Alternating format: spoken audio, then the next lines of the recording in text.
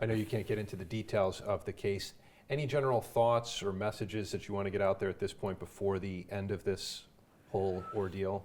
No, I think really it's just a process, and it's a legal process, and this is something that happens to people throughout our state or region, and so it's just something that you have to deal with up front, and I can't talk about any of the details based on my counsel's advice right now till we finish the legal process, but however it turns out, and we'll just deal with whatever the end result is. Outside of the courtroom, how has this been for you, this whole process?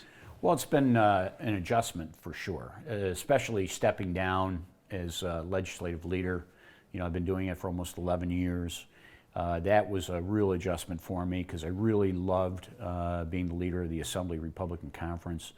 It's an adjustment, obviously, from a workload perspective, from a responsibility perspective, but really at the time, the overwhelming media coverage was so focused on me personally that I felt in good conscience it wasn't fair to my colleagues in our conference and the staff to be having a distraction every day with media wanting to talk about that versus the important issues that our state faces every day. So, it was tough to give it up, but it was the right thing to do because I felt that was in the best interest of our conference and our staff.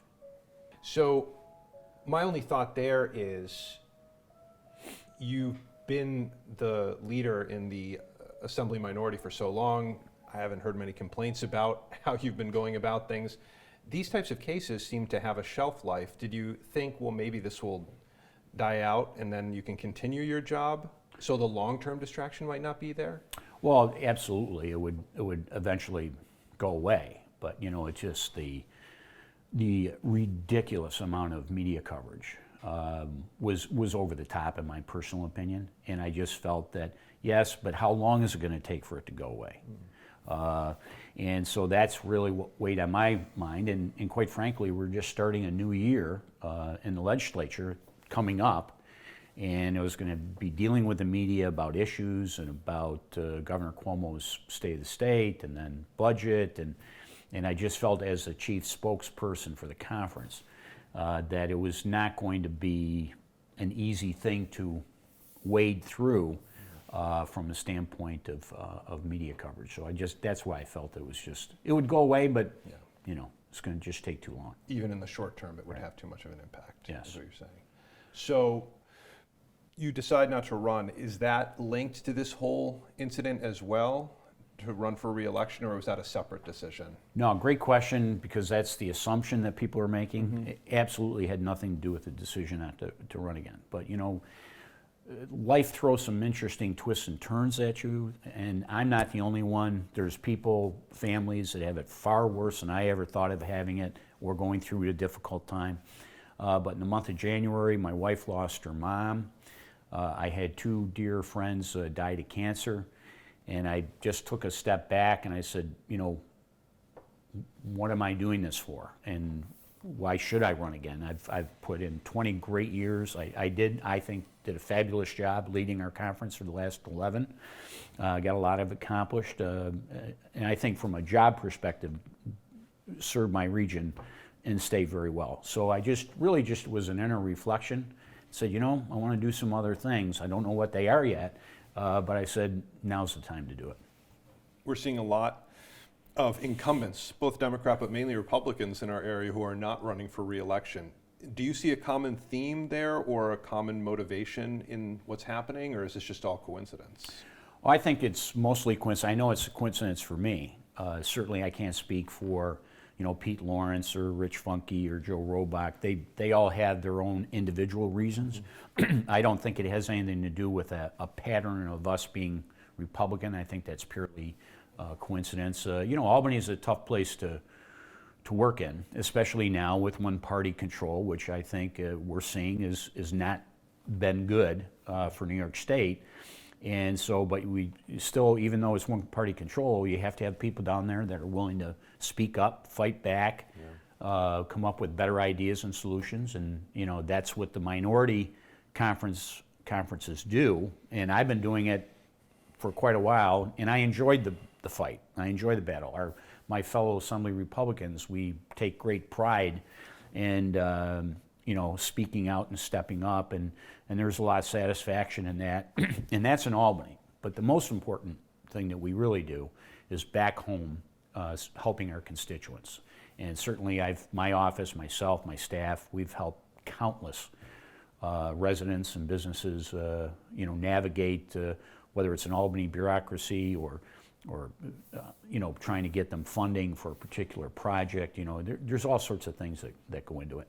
Are you worried that losing these seasoned Republican voices in the Senate and the Assembly might lessen the influence that our caucus has in Albany? Well, I think that certainly when you lose the type of experience, Joe Robach's, been there a long time. Rich Funke, a much shorter time compared to Joe, but certainly Pete Lawrence has been there for a few years. I've been there 20.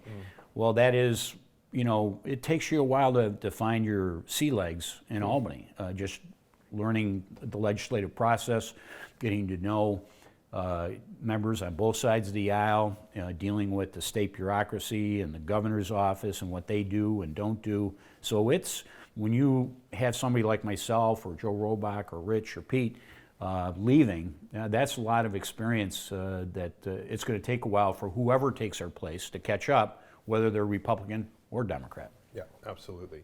In the time you have left, what are you hoping to accomplish? Well, first and foremost, between now and April 1st, it's the budget, as it always is.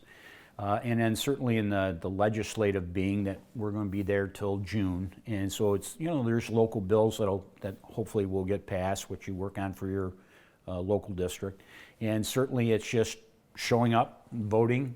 But really at the same time, we're going to still continue to service our constituents in Ontario and Seneca counties. I'm there till the end of the year. And so I'm going to work just like I've always worked, go to events like I've always gone to events, because that's what the taxpayers are paying me to do. And but also it'll be a less stressful year, I can well imagine, compared to especially the last 11. Yeah. Great satisfaction being a legislative leader, but it was 24/7. And my wife could attest to that if she was sitting here, that the phone ringing at 9, 10 o'clock at night, or whatever, things coming up, whether it was because not only legislatively was I the legislative leader, but it was also had the overall political responsibility of our conference. Oh, okay.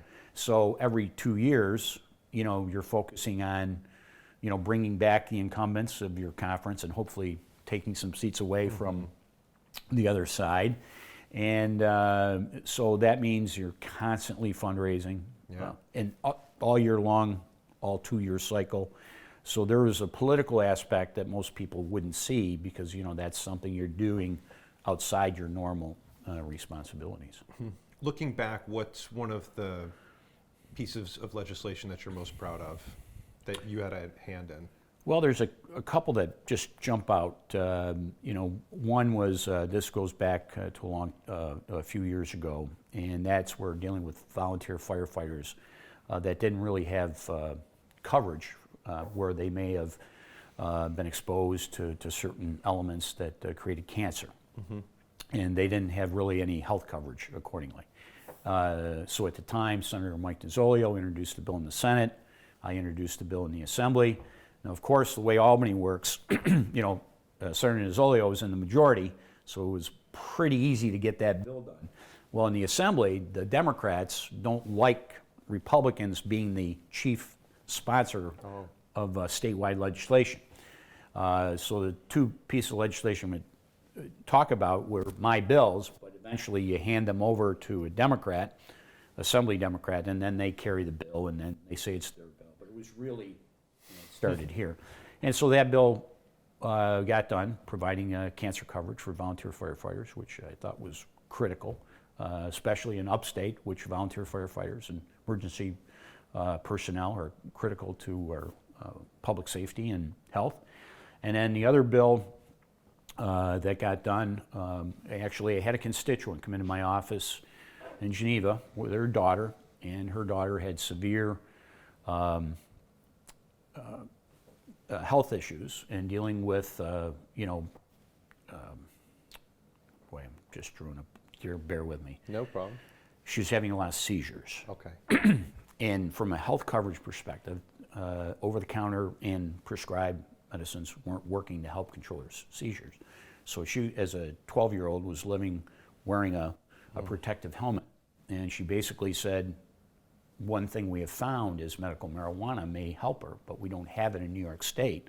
So any way we can get it, we have to travel out of state, and my husband can't leave his job, and this, that, and the other thing. And so I ended up introducing what I would call a real medical marijuana bill, because there were other pieces of legislation that were introduced as medical marijuana, but they were really recreational marijuana. And so I introduced a bill, and Richard Godfrey, Assemblyman from Manhattan, who's been in the Assembly almost 50 years. In fact, I think this year is his 50th year. He basically is also the chair of the Health Committee. And so he reached out to me and said, would you mind, I like your bill, I just want to tweak it a little bit, Right. and then introduce that revised version under my name and you can co-sponsor, Yeah. which I did, and that bill got passed. But that really started with that brave mom and her daughter coming to my office and saying, is there anything you could do to help?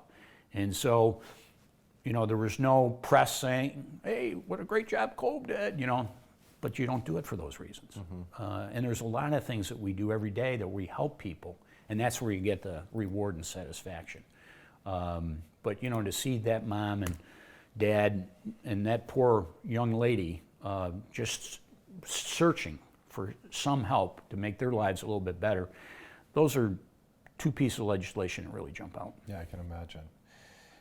Bail reform, do you think there is going to be an adjustment, even with one-party control? I do. I think it's inevitable. Speaker Hastie right now, I think, is being unreasonable in putting his feet in cement about you got to give it more time. I think it's a public safety issue. I think Speaker Hastie and some of the Democrats in both houses are trying to make this a rich versus poor issue about cash bail. Well, cash bail is only one aspect of it, but the fact that repeat offenders can be re-released immediately without maybe some of the more dangerous or more repeat offenders not having a judge have the discretion to even keep them off the streets. I think if nothing else, they should return that process back to the judges in our system. Do I think they'll do something? I sure as heck hope so. Before somebody really gets hurt. And I think that, and I had a very lengthy conversation with Speaker Hastie back in December when I was still leader, close to 45 minutes on the phone. It was very professional, but I was listening to where he was coming from, but he really felt it was a rich, poor, minority communities not getting a fair shake versus if you were white, Caucasian, had money, and that was how he has framed the bail reform issue. But I think that something should be done, and hopefully maybe they'll do some sort of minor tweak in the budget, because that's when it's easier to get more votes versus a standalone bill. But even there's a disagreement among Democrats. You got upstate and suburban Democrats, both Senate and Assembly, that are screaming at their New York City colleagues saying, it's killing us in our districts. And it's a whole different philosophy. And that's where hopefully, some calmer heads will prevail and make some reasonable adjustments. I'm all for reforming the bail system, and I've said that many times, but it's how you do it. And the problem is, with the particular legislation, they rammed it through. They didn't talk to anybody in law enforcement. They didn't talk to anybody in the judicial system, pardon me. And also, you only had one party viewing this legislation. And that just is a recipe for a disaster, which it is. And that's the problem with Washington, that's the problem with Albany, is that there's not enough, shall we say, bipartisan approach to legislation that can affect lives in New York State. You got to my next question. We see it on social media, we see it in meetings. There's an us versus them on both sides right now. The other side's the enemy, and social media hasn't helped with that. How is that then to go into Albany? Do you see that play out in Albany, or is it a more congenial environment where you are friends with Representative Godfrey, and I'm just curious to know if there's a separation between those two worlds. Well, absolutely, there is a separation, but there's also still people, Democrats and some Republicans, that view things all through a political lens, us versus them. I don't, I never have. I've always had a working relationship when it was Shelley Silver as Speaker, which I took criticism from my own party that felt we should be throwing, hand grenades at him, and I said, that's not helpful. It doesn't move the football down the field. And the same thing, I have a great working relationship and had one with Speaker Hasty. And I think the rank and file legislators do more of a reach out. We've had New York City legislators come up to the Finger Lakes. I've gone, and as well, we've gone down to New York City assembly districts to try to, have a, if you will, a foreign exchange program, because it really is two different worlds. And I think the more you do that, but I still think in Albany, the one thing that they still do, which I think is just, who's ever in the majority just thinks it's their right to not involve the minorities in both houses. Right. And I've seen it with both parties, by the way, when the Senate was controlled by the Republicans, and now it's by the Democrats, and same thing with the Assembly. There shouldn't be any R&D when it comes to positive legislation that can hopefully help others. It's the same thing with resources. We may get a trickle of resources to help our communities, being in the minority in the Assembly, whereas if one of our members has the opportunity to deliver a $100,000 grant to a municipality, they're giving away millions. And I say giving away. I think that if we're going to have a legislator provide assistance to their district, we all represent the same number of people in each district. We should have equal resources to help our district. But these are the sort of the things that I don't know if it's going to change anytime soon, because we're in the majority, we can do anything you want. Right. But that's the mindset. Speaking of resources, do you suspect that you'll play any role in this airport expansion in Canandaigua before your time is out? Have you been a part of those conversations that have been reported? Well, certainly anything that goes on in Ontario County, I'm part of the conversation. But Mike Manikowski and Ontario County Economic Development, we've always had a great relationship. They keep us in the loop. A lot of these things are dealt, especially in the airport, from the federal aviation side, not so much a state side. But we're always in contact and conversation about what's going on, how can it help a community, whether it's the airport or anything else for that matter, from an economic development perspective. And that's sort of my bailiwick, as I do come from the private sector. So is that a real possibility of improving the airport to that degree? Yes. It's exciting. It's very exciting. Wow. But the guy that really should be talking about that's Mike Manikowski. Got it. Okay, understood. My last question, what message would you have if you could open up all the ears of all the lawmakers in Albany, having spent 20 years, especially in the minority, what message would you like to send to them? Well, I think the most important message is we're here to serve all the people of New York State. We're here to represent our district, but we're all having an impact on over 19 million lives in our state. And every one of those lives is important, regardless of the color of your skin or your gender or where you live. And the more we can remember that, and making sure that we're putting aside political philosophies. I mean, you can have inherent disagreements about public policy. That's okay. But you shouldn't be shutting out a different viewpoint just because they're in a different political party. And I think that's an ongoing message I'd have for any legislator, but more importantly, legislative leaders and governor. And I think that Governor Cuomo has done a very poor job at reaching out to the minority conferences in both houses. And I can say that very comfortably, as I was in that chair for 11 years. And so that to me is the most important thing, is never forget we're supposed to represent all 19 million New Yorkers. And if you're representing New York City and I'm representing Ontario and Seneca counties, we should still have as much input or equal input in terms of good public policy. Yep. Anything else you'd like to add that I might have missed? No, other than just to say, for all of your viewers, and hopefully many of them from the greater Rochester region and Finger Lakes area, and especially my district, thank you for allowing me to serve for 20 years. It's been a privilege and an honor, and I'm going to miss it because it means so much to me. So, but I got to say thank you to all those people that gave me this opportunity.